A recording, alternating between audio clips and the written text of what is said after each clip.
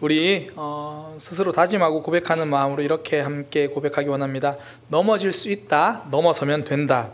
넘어질 수 있다, 넘어서면 된다. 우리 자신에게 다짐하는 마음으로 한 번 더 말합니다. 넘어질 수 있다, 넘어서면 된다. 넘어질 수 있다, 넘어서면 된다.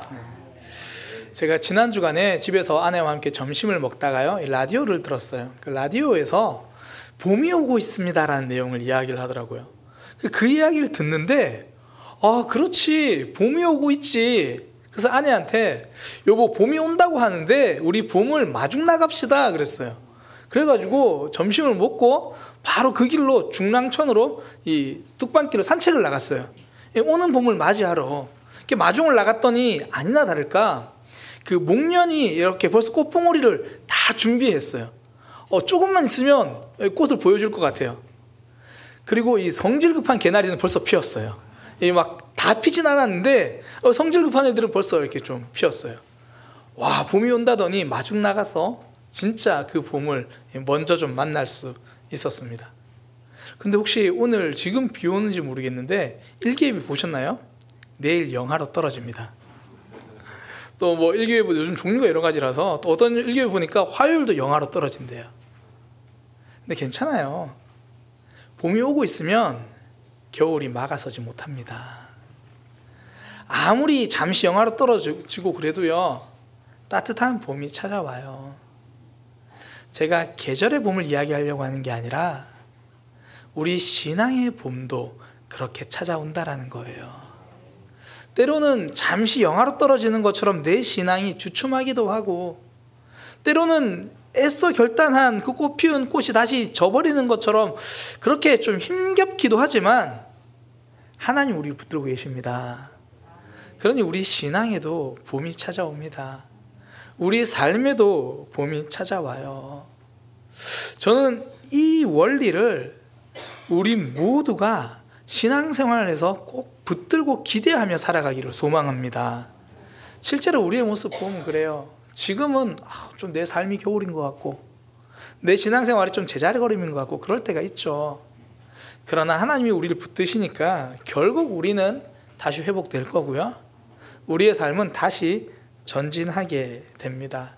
그러니까 때로는 나의 연약함, 솔직히 완악함으로 넘어질 때도 있죠.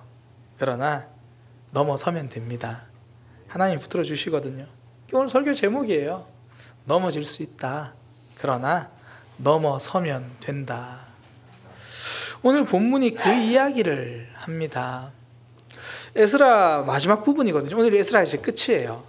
근데 우리가 구약 성경 에스라 성경을 쭉 살펴보면서 에스라 1장부터 지금까지 보면서요, 진짜 많은 명단들이 나왔어요. 에스라는 정말 명단이 많이 나오거든요. 그런데 지금까지 나온 명단들을 쭉 보면 전부 다 굉장히 자랑스러운 명단이에요. 신앙의 결단을 한 명단이고, 우리가 지금 살던 삶의 터전을 뒤로 하고라도 저는 예루살렘 성전을 지으러 가겠습니다, 예배하러 가겠습니다, 믿음을 세우겠습니다, 그런 명단이었어요. 그런데 오늘 본문에 나오는 명단은 달라요. 우리가 지금까지 앞에서 봤던 리스트들은 다 결단의 리스트들인데요, 오늘 나오는 그 이름은 죄를 지은 사람들의 명단이에요. 이방 여인과 결혼한 사람들. 제가 이 결혼에 대해서 말씀드렸죠. 단순한 결혼 문제, 왜 다른 민족과 결혼해, 이런 문제가 아니라 영적인 문제를 이야기하는 거예요. 이방 종교의 모습을 받아들인 그 사람들, 그런 문제를 이야기하는 거예요. 그러니까 지금까지는 다 좋은 명단이었어요. 어디 가도 야, 이 명단 봐라 그러면서 자랑할 만한 명단인데, 이번에는 부끄러운 명단이에요. 죄에 걸려 넘어진 명단. 그런데요, 오늘 이 명단을 자세히 묵상하고 들여다보면 좀 달라요. 단순히 넘어진 명단으로 끝나지 않아요. 죄를 버리기로 결단한 명단입니다. 이방 여인과 결혼했지만 그 이방 여인을 다 내보내기로 결단한 사람들이에요. 이방 종교의 침입을 더 이상 허락하지 않겠다고 그 죄를 끊어버리는 그런 명단입니다. 넘어지긴 했어요. 넘어진 명단은 맞아요. 타협했습니다. 죄를 지었어요. 그러나 그 상태에서 끝내지 않고 회개합니다. 결단해요. 죄를 끊어냅니다. 넘어서는 거예요. 오늘 본문 제일 마지막에 보면 이 중에서 이미 자녀까지 낳은 이들이 있다 그래요. 그러나 그들이 그 자녀들까지도, 그 이방 여인의 소생들까지도 내보내기로 결단을 하거든요. 제가 다시 말씀드립니다. 이 말씀을 오늘날 배경에서 이해하시면 안 돼요. 아니 어떻게 그렇다고 해서 자기 자식을 내보낼 수가 있나, 이런 말이 아니라 종교적 혼합, 잘못된 죄의 결과로 인한 그 결과까지 책임지겠다, 그 이야기입니다. 지금 배경이 그래요. 이스라엘 백성들이 오랜 포로 생활 끝에 다시 돌아왔어요. 지금 정말 필요한 건 이곳에서 믿음의 순수성, 신앙의 순수성을 지키는 거예요. 그러던 중에 이방 여인과 결혼한 사람들이 생긴 거죠. 저희가 9장을 살펴볼 때 함께 나눴는데요, 성경에서는 단순히 그냥 결혼이라고 말하지 않아요. 가증한 일을 행했다 그래요. 이건 종교적 타락을 말하는 용어입니다. 그런 상황 가운데 이제 그런 종교적 혼합, 잘못된 우상숭배를 끊어버리겠다는 거예요. 단순히 끊어버리는 정도가 아니라 그 결과까지 책임지겠다는 거죠. 뭐 오늘날로 이렇게 예를 들어서 이해하면 좋을 것 같아요. 어떤 사람이 계속 불법으로 돈을 벌었어요. 불법으로 돈을 벌다가 이제 말씀 듣고 은혜 받았어요. 결단했어요. 그래서 하나님, 제가 다시는 이 불법한 모습으로 돈을 벌지 않겠습니다. 이렇게 결단을 한 거죠. 얼마나 귀해요. 좋죠. 그런데 그걸 넘어서 지금까지 불법으로 번 돈을 다 돌려주겠습니다. 그 결과까지 책임지겠다는 거예요. 그러니까 다른 사람을 때렸어요.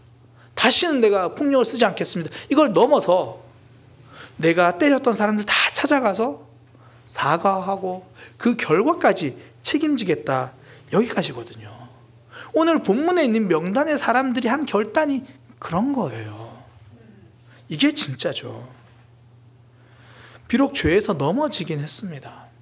뭐 연약해서 그랬는지 아니면 저처럼 완악해서 그랬는지 넘어졌어요. 그러나 결국은 넘어선 사람들입니다. 저는 우리 모두가 결국 죄와 시험, 아픔을 넘어서는 믿음의 백성 되기를 소망합니다. 그 과정 속에서 우리가 놓치지 말아야 할 원리가 있는데요, 오늘 본문에 그 원리가 나와요. 그 원리 두 가지를 좀 함께 나누려고 해요. 먼저는 안심할 수 있는 사람은 없다라는 거예요. 그러니까 내 믿음과 내 상황, 내가 이렇게 많은 일을 주님 앞에 하고 있으니 나는 괜찮을 거야, 이렇게 안심할 수 없다는 겁니다. 이 이방 여인들과 결혼한 명단 중에는요, 이 제사장 가문의 사람들도 있었고 제사를 돕는 레위인도 있었습니다. 하나님을 찬양하는 찬양대도 있었고요, 성전을 지키는 문지기들도 있었어요. 그러니까 헌신하는 사람들, 오늘날로 말하면 목회자들, 오늘날로 말하면 진짜 찬양대와 앞에서 수고한 이들, 그들도 예외 없이 죄 앞에 무너졌다는 거예요. 더욱이 이제 뒤에 있는 백성들하고 비교해 보면 그 명단의 수가 크게 차이가 없어요. 일단 단순한 숫자로는 좀 인원이 적은 것처럼 보여요. 오늘 보면 이제 숫자를 세보면 제사장 중에는 17명이고 레위인 중에는 6명이고 찬양대와 그 문지기, 그러니까 그 성전을 섬기는 사람들은 4명이고 일반 백성은 84명입니다. 굉장히 차이가 좀 많이 나는 것 같아요. 근데 또 이런 거를 신학자들이 연구를 잘하잖아요. 에스라 2장에서 그 처음 이스라엘로 돌아왔던 명단들 있잖아요. 거기도 제사장이 있고 레위인들이 있고 찬양대가 있고 문지기들이 있는데 그때 돌아온 사람들과 지금 죄를 범한 사람들의 비율을 비교했어요. 비율. 그러니까 전체 제사장 중에 죄를 범한 사람이 몇 명인가? 전체 레위인 중에 죄를 범한 사람이 몇 명인가? 전체 백성들 중에 죄를 범한 사람이 몇 명인가? 비율로 봤더니 차이가 없어요. 0.01% 차이 나요. 그러니까 제사장이나 일반 사람들이나 똑같다라는 거예요. 내가 하나님 앞에서 이런저런 많은 일을 하고 있는데 내가 하고 있는 일이 죄에서 나를 지켜주지 못하더라는 거예요. 직분 때문에, 헌신 때문에 안심할 수 없다라는 겁니다. 제사장들과 레위인들은 제사를 주관하는 사람들이에요. 다른 사람들이 죄를 지었다고 회개하고 하나님께 용서받기 위해서 제사를 드리면 그거 돕는 사람이에요. 그렇게 생각했겠죠. 백성들의 회개의 그 속죄제를 도우면서 그래도 내가 하나님 앞에 거룩하게 살지 못했고 사실 이방 여인과 결혼하긴 했지만 그래도 내가 이렇게 하나님께 쓰임 받고 있잖아. 그래도 내가 이렇게 하나님 앞에 제사를 돕고 있고 이런 일을 하고 있잖아. 그러면서 본인의 신앙은 어느 정도 안전하다고 생각했을지 모릅니다. 그런데 오늘 본문의 결과를 보니까 그렇지 않더라는 거예요. 하나님은 우리의 직분이 무엇인가, 우리가 무슨 일을 얼마나 하느냐, 그 업적에 관심이 없으십니다. 지금 하나님과의 관계가 어떠냐, 거기에 관심이 있으신 거예요. 신앙생활은요, 업적이 아니라 관계입니다. 제가 이전에도 이찬수 목사님 말씀을 듣고 받은 은혜를 한번 나눴던 기억이 있는데요. 이찬수 목사님이 그 사무엘상에 나오는 엘리 제사장의 모습을 보면서 너무 이렇게 무겁게 와닿았다는 이야기를 설교 중에 하시더라고요. 그러면서 이찬수 목사님 본인이 내가 엘리 제사장과 같은 모습일까 두렵다, 그렇게 이야기를 하셨어요. 그 사무엘상에 나오는 엘리 제사장은 하나님과 멀어져 있는 그런 사람입니다. 심지어 어느 정도였냐면 한나가 하나님께 기도한다고 막 그렇게 간절히 너무 슬퍼서 기도하고 있으니까 제사장이라는 사람이 와가지고 보면서 이렇게 말하는 거예요. 술 좀 끊어. 이런 거죠. 누가 이제 우리 교회에서 우리 교회 성도님 중에 한 분이 와가지고 혼자 막 정말 슬퍼서 낮에 그냥 와서 예배실에서 기도하고 있었어요. 제가 그냥 제 예배실 내려왔다가 누가 이렇게 흐느끼면서 기도하니까 홍창호 장로님 또 술 먹고 왔네. 막 혼자 이제 그런 거예요. 기도하고 있는데도 그걸 분별하지 못하는 거예요. 그런 엘리가 한나에게 말은 또 정말 잘해요. 너 왜 술 끊어라? 저 그게 아니고 기도하고 있습니다. 그래? 그럼 평안히 가라. 하나님께서 너의 기도를 들어주실 거야. 그랬더니 또 한나는 하나님의 말씀을 붙들고 평안을 누려요. 그리고 기도 응답을 받아요. 엘리 본인은 하나님과 멀어져 있으면서 한나에게 필요한 사역은 해요. 그리고 어린 사무엘이 하나님의 부르심을 듣고도 못 알아듣거든요. 그러니까 또 본인이 방법을 알려줘요. 한 번 더 하나님이 부르시면 하나님, 제가 여기 있습니다. 말씀하세요. 제가 듣겠습니다. 이렇게 이야기해라. 그래서 사무엘은 하나님을 만나요.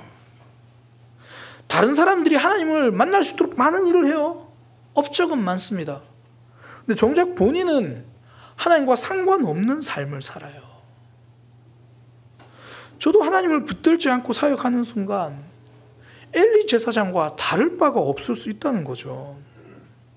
제가 이찬수 목사님이 그 말씀을 들으면서 너무나 저도 충격적으로 와닿는 게요.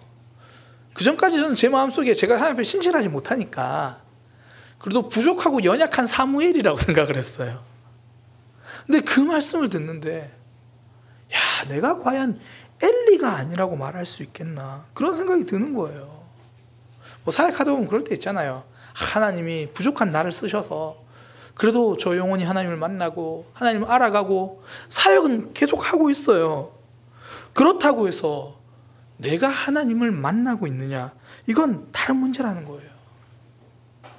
엘리 제사장이 한나 한 명이 아니라 한나 100명에게 바른 조언을 해주고 그들이 하나님을 만날 수 있도록 도와주었다 한들, 헌신하고 수고하고 봉사하고 애썼다고 한들, 본인이 하나님 뜻 안에 거하지 않으면 그 신앙의 업적과 내 신앙 상태는 아무 상관이 없는 거예요.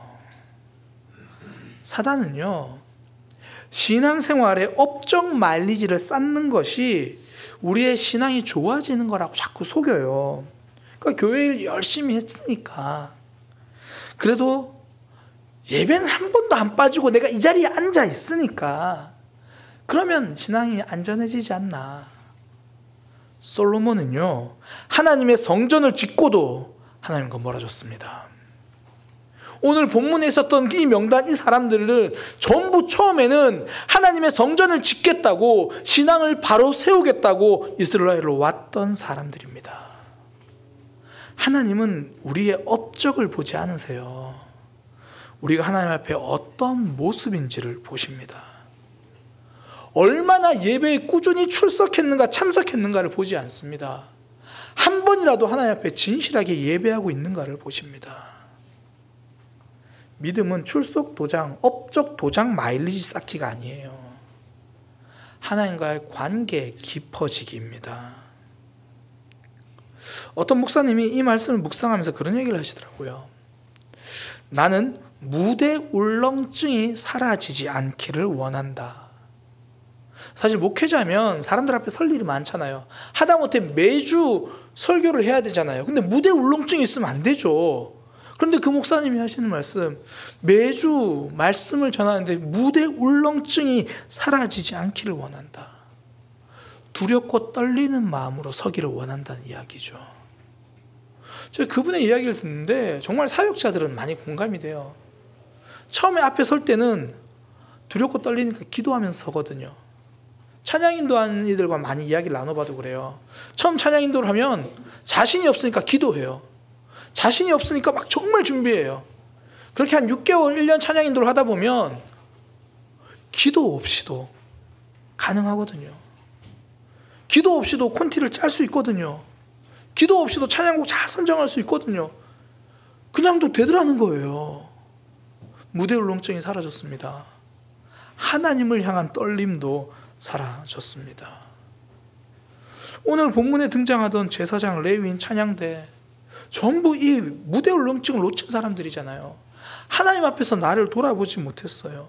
하나님과 멀어져 있으면서도 여전히 사역의 업적은 많이 지금 쌓여 있는 사람들이죠. 성도는 그 반대가 되어야 합니다. 두렵고 떨림으로 하나님 앞에서 나를 점검하는 것, 이것이 신앙이죠. 제가 이제 최근 들어 기도 제목이 하나 생겼습니다. 하나님, 제가 우리 사랑의 교회 지체들을 더 사랑하는 목회자가 되게 하소서. 그러니까 제 안에 사랑이 없다라는 것을 제가 깨달았어요. 불과 지난주에요. 지난주에 주일 예배 다 마치고 저녁에 어떤 지체와 이런저런 나눔을 하다가 그분이 본인 이야기를 하면서 아우, 내 안에 은혜가 너무 없는 것 같아요. 그 얘기를 듣는데 하나님이 꼭 저한테 야, 너는 왜 안에 사랑이 없냐? 그런 얘기로 들리는 거예요. 그래가지고 제가 한 주간 새벽 기도하면서 하나님, 제가 정말 성도들을 사랑할 수 있게, 그게 제 기도에 대해서 한 주간 계속 기도했어요. 근데 왜 기도할 때 그런 마음 있잖아요. 기도 제목은 진실하고 진짜인데 뭔가 좀 답답하게 기도해도 하나님께 이렇게 기도 드리는 느낌보다 혼자 말하고 있는 그런 느낌. 계속 좀 한 주간 그렇게 기도했어요. 그러다가 이번 이제 금요 기도회 때, 금요 기도회 말씀이 그거였어요. 아무 이유 없어도 그냥 기도합시다. 뭐 하나님께 뭘 달라고 기도하지 말고 그냥도 한번 기도해 봅시다. 저 그렇게 이제 말씀을 나누고 저도 앉아가지고 그냥 하나님께 기도하기로 해서 이제 대화하듯이 하나님께 쭉 이런저런 이야기를 했어요. 그러다가 하나님께 이야기를 했죠. 하나님, 사랑하는 마음이라고 그렇게 알려주셔서 사랑하는 마음 달라고 기도하는데 왜 제 마음은 변화가 없나요? 그렇게 물었어요. 그때 하나님이 주시는 대답, 하나님 주신 말씀이 뭐냐면, 야, 네가 뭘 성도를 사랑하겠다고 용을 쓰냐? 그냥 너는 나에게 집중해. 그때 제가 깨달아지는 게 사랑을 달라고 기도할 게 아니라 제가 하나님과 가까워지면 되겠구나. 내가 하나님과 가까워지면 가까워질수록 내 안에 사랑은 넘쳐날 수밖에 없겠구나. 하나님은 사랑이시니까. 저는 자꾸 목회를 하면서 자꾸 하나님 나를 위해 제가 뭘 해야 한다고 이렇게 착각을 해요. 근데 하나님은 그런 거 말고 제가 하나님께 집중하기를 원하시거든요. 그러니까 업적이 아니라 관계예요. 그러면서 깨닫는 거, 진짜 필요한 기도 제목은 교회가 아니고 저 사람도 아니고 바로 나 자신이구나. 나 자신, 내 존재를 놓고 기도하지 않으면 아무리 다른 그 어떤 기도 제목을 가지고 응답된다고 한들 나는 하나님과 아무런 상관이 없는 거구나.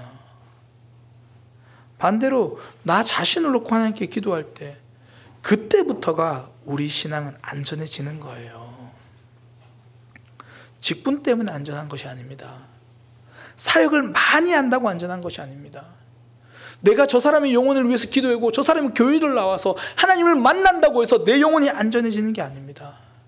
순종이 제사보다 낫고 하나님의 말씀 듣는 것이 수량의 기름보다 나으니라. 그래서 우리 교회에서 계속 강조하는 게 그거잖아요. 교회 일을 하느라 예배 못 드리면 그 일은 없는 게 낫다. 반면에 아무리 일이 많아도요, 그 속에서 하나님을 예배하고 있다면 그 모든 순간이 예배입니다. 결국 오늘 본문 19절에 보면 이 제사장들이 본인 스스로의 죄를 하나님 앞에 고백하며 제사를 드려요. 19절입니다. 그 죄로 말미암아 수양 한 마리를 속건제로 드렸으니, 남을 위해 드려주는 일로서의 예배가 아니라 내가 하나님 앞에 드리는 나의 예배를 드립니다. 그때 그들의 믿음이 다시 회복되는 거죠. 내가 하는 일, 내가 하는 직분, 내가 지금까지 했던 그런 업적들을 의지하면서 안심할 수 있는 건 아니라는 거예요. 그거 의지하면 오히려 넘어집니다. 반면에 그런 거 떠나서 하나님 붙들기 시작할 때 그때 죄를 넘어서게 되는 거죠. 넘어질 수 있습니다. 그때 하나님 앞에 다시 서는 거예요. 그때 넘어설 수 있습니다. 오늘 본문을 통해서 본 첫 번째 원리고요. 또 하나 원리는 뭐냐면 드러남이에요. 드러남. 죄는 겉으로 드러나야 삽니다. 제가 서론에 말씀드린 것처럼 에스라에서는 진짜 많은 명단이 들어요. 근데 앞서 말씀드린 것처럼 가장 부끄러운 명단이 오늘 본문의 명단이에요.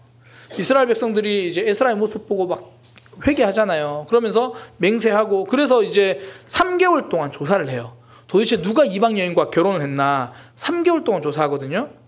이 당시에 뭐 교통이 안 좋아서 뭐 통신이 안 좋아서 다 고려하더라도 3개월이면 엄청 긴 시간이에요. 왜냐하면 포로 교환한 사람들이 그렇게 많지 않으니까. 3개월 동안 조사했다는 건요, 정말 꼼꼼하게 샅샅이 조사했다는 거예요. 숨길래야 숨길 수가 없게 됐습니다. 이렇게 해서 이 명단이 공개됐어요. 이 사람들 어쩌면 이런 날이 올 줄은 꿈에도 몰랐을 거예요. 잘못이라는 건 알았죠. 그런데 이러다가 이렇게 들킬 줄은 몰랐는 거죠. 어쩌면 스스로 그동안 하나님 앞에서 나 결단해야 되는데 그러고 미루다가 결국 들켜버렸어요. 더 이상 숨기지 못하고 다 드러나 버렸죠. 얼마나 부끄럽습니까? 얼마나 창피합니까? 저도 제 안에서 아직까지 결단하고 못하는 그런 죄 문제들이 몇 가지가 있어요. 그때마다 이런 말씀들이 막 깨달아져요. 너 그러다가 사람 앞에 들킨다. 나는 계속 숨기고 싶었는데 하나님이 드러나게 하시는 거예요. 그 놀라운 건요, 이렇게 드러나니까 회복됩니다. 죄가 밖으로 드러나니까 결단하고 회복하는 거예요. 요한복음에 보면 가늠하다 현장에서 붙드는 여인이 나오잖아요. 이게 가늠하다가 현장에서 붙잡혔다는 건 하루 이틀 가늠한 게 아니라는 거예요. 처음에는 막 두렵고 떨렸겠죠. 어떡하지? 익숙해지면서 끊어야 되는데 뭐 다음번에 뭐 이번만 더 그러다 현장에서 잡혔어요. 현장에서 들켰어요. 그런데 이 여인은요, 가늠하다 들켜서 살았어요. 당시에는 가늠하다 걸리면 돌에 맞아 죽습니다. 그런데 이 여인은 들키긴 들켰는데 예수님 앞에서 들켰어요. 사람들이 그 여인의 죄를 들고 예수님께 데리고 왔거든요. 그리고 살았어요. 정말 귀한 메시지잖아요. 하나님께 들키면 산다는 거예요. 다른 말로 말해서 다 아시는 하나님, 다 아시니까 다른 말로 우리가 고백하면 산다라는 거예요. 오늘 본문에 등장하는 사람들 그렇게 명단 들켜서 죽은 게 아니고요, 들킨 덕분에 죄를 끊어버리게 되었습니다. 우리의 삶에서 죄가 드러날 때가 있어요. 근데 그건 우리에게 망신 주시려는 게 아닙니다. 망신 주려고 그렇게 하시는 게 아니라 회복시켜 주시려는 거예요. 성경에 보면 부끄러운 모습을 숨기지 않고 다 기록해요. 베드로가 초대교회 지도자잖아요.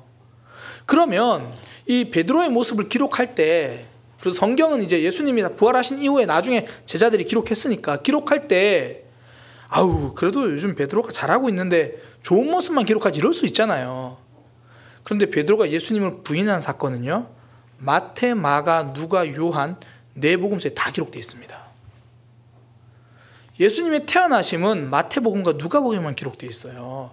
마가복음은 그 일은 태어나심보다는 죽으심과 부활이 중요하니까 그렇게 빼요. 요한복음에서도 태어나심 자체는 없어요. 근데 베드로가 부인했다는 사실은 사복음서 모두에 빠지지 않고 기록합니다. 지금 잘하고 있는데, 그래도 지금 교회 지도자인데 뭘 그걸 다 기록해 놓을까? 아니요, 다 기록합니다. 다윗왕 보세요. 얼마나 신실했어요. 그런데 그 다윗왕의 부끄러운 모습 숨기지 않아요. 범주에 다 기록해놔요. 그리고 하나님 앞에 자복하고 회복된 모습까지 기록합니다. 우리 삶의 아픔이든 잘못과 죄든지 이건 마주서야 넘어서게 되는 거예요. 그 굉장히 유명한 작가죠. 헤르만 헤세가 쓴 명작 데미안에 보면 그 소설의 주인공 싱클레어가 10살 때 이 크롬모라고 하는 이 13살 형이랑 같이 지내는 장면이 나와요. 그러니까 크롬모가 소위 말해서 이 13살인데 이 대장 노릇을 하면서 이 아이들을 이렇게 약간 안 좋은 그런 영향을 줘요. 그래서 애들 모아놓고 막 짓궂은 장난을 했던 거, 남을 괴롭혔던 거, 막 그런 것을 자랑스럽게 이야기해요. 10살 입장에서 13살은 거의 어른처럼 보이잖아요. 엄청 큰 형이잖아요. 그러니까 싱클레어가 본인도 그 무리에 끼고 싶어서 본인이 하지 않은 이야기를 거짓말로 이야기해요. 나도 사실은 사과를 훔친 적이 있어. 그런 적이 없는데 막 전부 이제 짓궂은 장난을 자랑스럽게 이야기하니까 본인도 그러고 싶어서 나 사실은 누구 집 사과를 한 자루째 훔쳤어. 그렇게 이야기를 한 거예요. 그랬더니 크로모가 그 얘기를 듣고 너 진짜지? 진짜지? 진짜지. 너 맹세할 수 있지? 맹세할 수 있지. 그리고 다음에 이렇게 이야기해요. 야, 내가 그 집 사과집 주인을 아는데 지금 누가 사과를 훔쳐갔는지 범인 찾고 있던데 내가 너라고 말해버릴까? 그때부터 애가 이제 그 긴장을 하고 두려워하는 거예요. 자기가 했던 맹세도 있고 또 거짓말이랑 들키기도 싫고, 그래서 그때부터 이제 크로모의 손에 놀아나는 거예요. 야, 너 그럼 내가 말 안 할 테니까 너 나한테 돈 좀 줘. 그래가지고 이 싱클레어가 집에서 몰래 자기가 모아놨던 대리저금통을 깨요. 돈을 갖다 줘요. 근데 문제 해결되는 게 아니죠. 크로모가 또 말해요. 야, 이 돈 가지고 부족한데 돈 좀 더 가져와봐. 돈이 나올 데가 10살짜리가 돈이 나올 데가 없잖아요. 부모님께 달라고 하면 이유를 물으실 거고. 그러니까 그때부터 집에 있는 돈을 훔치기 시작합니다. 이 동전 같은 거 이렇게 탁자 위에 올려놓으면 몰래 가지고 가요. 그리고 그걸 크로모에게 갖다 줘요. 그 내용을 읽으면서 제가 어떤 마음이 드냐면 그냥 엄마 아빠한테 말하지. 부모님께 말하면 되는데 왜 처음부터 도둑질을 했던 것도 아니니까 말하면 될 텐데, 아니면 동전 그거 없어진 거 부모님이 차라리 알아채면 차라리 문제가 괜찮을 건데, 죄가 드러나면 회복됩니다. 나중에 싱클레어가 부모님께 이야기해요. 그러니까 부모님은 안아주십니다. 하나님이 우리에게 고백하라고 말씀하신 이유는요, 이미 용서하고 기다리시기 때문입니다. 우리 죄는 십자가에서 이미 용서받았어요. 단지 우리가 고백할 때 내가 용서받았음을 알게 되는 거예요. 집 나간 둘째 아들은 아버지에게 돌아갔을 때 용서받은 게 아니라 그가 집을 떠날 때도 아버지는 여전히 용서하고 기다리고 있었는데 본인이 집으로 돌아갈 때 용서받았음을 알게 된 거죠. 여전히 아버지가 나를 사랑하고 있었음을 알게 된 거죠. 죄는 숨겨서 해결되는 게 아닙니다. 이미 용서하신 하나님께 고백할 때 해결됩니다. 하나님의 관심은 심판이 아니라 회복이에요. 예레미야 29장 11절 여호와의 말씀이니라 너희를 향한 나의 생각을 내가 아나니 평안이요 재앙이 아니니라 너희에게 미래와 희망을 주는 것이니라. 우리도 하나님이 말씀을 통해서 계속 나에게 불편한 이야기를 하실 때가 있잖아요. 숨기고 싶은 내 모습 자꾸 드러나게 하실 때가 있잖아요. 그건 너 왜 이렇게 잘못했냐 그게 아니라 너 이제 더 회복되었으면 좋겠다. 너 그 문제를 넘어섰으면 좋겠다. 그 마음이거든요. 그래서 자꾸 말씀이 불편하게 와닿으면 그거 붙잡고 하나님께로 가면 돼요. 우리가 예배 후에 축도 후에 기도하잖아요. 또 설교 후에 기도하잖아요. 그때 그 문제 붙들고 하나님께 이야기하면 되는 거죠. 고백할 때 회복됩니다. 인정할 때 넘어서는 거예요. 죄를 범한 이들은 결국 다 들켜서 명단이 드러났죠. 그러나 하나님이 그들에게 다시 결단할 수 있는 기회를 주신 겁니다. 비록 부끄러운 명단이긴 하지만 결국 결단한 명단이죠. 다시 회복되는 명단입니다. 우리의 이름은 생명책에 기록되어 있습니다. 죄가 없어서 기록된 게 아니라 용서받아서 기록되어 있는 겁니다. 죄는 하나님께 드러낼 때 그때 넘어서게 됩니다. 이제는 누가 뭐래도 봄인 것 같아요. 내일 다시 영하로 떨어진다고 하지만 이제 봄은 찾아옵니다. 우리의 신앙생활에도 봄은 찾아올 겁니다. 혹시나 아직까지 겨울 같은 마음으로 또 삶이 신앙이 조금 주춤하고 있는 분들이 있습니까? 넘어질 수 있어요. 그러나 넘어서면 됩니다. 하나님 앞에 있는 그대로 이야기하고 회복시켜 주신 하나님, 그 하나님을 경험하기를 소망합니다.